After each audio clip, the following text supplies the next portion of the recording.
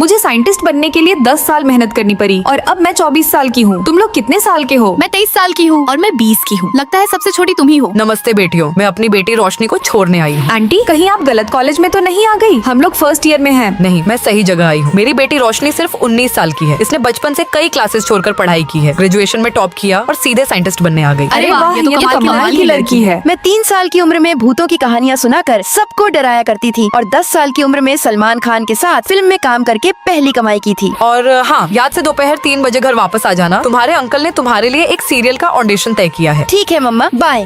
रोशनी, आज हमें अपने गाइड से मिलना है। ये बहुत जरूरी मीटिंग है। तुम चल रही हो ना? नहीं, मैं पहले पैसे कमाऊंगी, पढ़ाई तो बाद में भी हो जाएगी। समय बीतता गया। रोशनी लगातार शूटिंग और काम में व्यस्त रहने के कारण कई दिनों तक कॉलेज नहीं आई। बहुत सी क्लासेस छूट गयी। उसकी पढ़ाई धीरे धीरे पीछे छूटने लगी, लेकिन सबको लगता था वह जीनियस है, 2 दिन पढ़कर सब सीख जाएगी। फिर फाइनल एग्जाम का समय आ गया और रोशनी अभी तक वापस नहीं आई। नहीं, उसकी माँ उसे लगातार काम पर भेज रही है। छुट्टी लेने से उसकी कमाई कम हो जाएगी, इसलिए वह कॉलेज नहीं आ पा रही। एक दिन उससे मिलने हम लोग उसके घर पहुँचे। रोशनी, ये नोट्स तुम्हारे लिए हैं। तुमने बहुत सी क्लासेस मिस कर दी हैं, इन्हें रख लो। तुम लोग यहाँ पर क्या कर रहे हो? अगर मेरी बेटी पढ़ने पर आ गई तो सारा सिलेबस एक दिन में कवर कर लेगी। लेकिन उसके बाद उसमें पहले जैसा आत्मविश्वास नहीं था। कुछ दिनों बाद वह हॉस्टल वापस आई। मेरी गाइड ने मुझसे बात की। उन्होंने कहा कि शायद मैं डिग्री पूरी नहीं कर पाऊंगी। एक सब्जेक्ट में फेल हो गई हूँ। अब गाइड भी मेरी मदद नहीं कर सकते। तुम बहुत होशियार हो। अगर अभी भी मदद करोगी तो सब संभल सकता है। तुम लोग नहीं जानते, बचपन से जो कुछ भी किया वह सब मेरा फैसला कभी नहीं था। 3 साल की उम्र में भूतों की कहानियाँ, 5 साल में पेंटिंग और 10 सालों में फिल्मों में काम, सब मम्मा के फैसले थे। जब भी मैं उनकी बात नहीं मानती तब वह हर समय मुझ पर नजर रखती है। कहती है कि यह सब मेरे भले के लिए है। तभी उसकी माँ वहाँ आ जाती है। मेरे मैसेज का जवाब क्यों नहीं दे रही हो? अगर पढ़ाई खत्म हो गई है तो ट्यूशन पढ़ाकर पैसे कमाओ। बस बहुत हो गया। ओए लड़की, शांति से बैठ जा वरना बाहर कर दूंगा। तुम मेरे मैसेज का जवाब क्यों नहीं दे रही? घर चल, अगर तुम्हारी टांगे न तोड़ी तो कहना। रोशनी पर जितना दबाव बढ़ता गया वह अंदर से उतनी टूटती गई। सर, ये रोशनी की गलती नहीं है। मालूम है बेटा, पहले रोशनी को पढ़ाई सबसे ज्यादा पसंद थी। कभी कभी सोचती हूँ मैं अगर नॉर्मल लड़की होती तो शायद मम्मा को मेरे से इतनी उम्मीद न होती। कुछ महीने बाद याहू, हम लोग साइंटिस्ट बन गए। चलो अब घूमने चलते हैं। क्या रोशनी भी आएगी? नहीं, उसकी तबीयत खराब है, वो हॉस्पिटल में एडमिट है। उसकी माँ लगातार उसे पैसे कमाने के लिए मजबूर करती रही। मैं उससे मिलने गई थी, वह पूरी तरह से टूट चुकी थी। एक जहरीला पारिवारिक माहौल किसी भी प्रतिभा को बर्बाद कर सकता है। अगर सीखने और आगे बढ़ने का मौका न मिले तो सबसे बड़ा टैलेंट भी धीरे धीरे खत्म हो जाता है। दोस्तों, अगर आपको रोशनी की स्टोरी अच्छी लगी हो तो लाइक, सब्सक्राइब करके कमेंट में जरूर बताना कि उसकी माँ सही की या फिर गलत।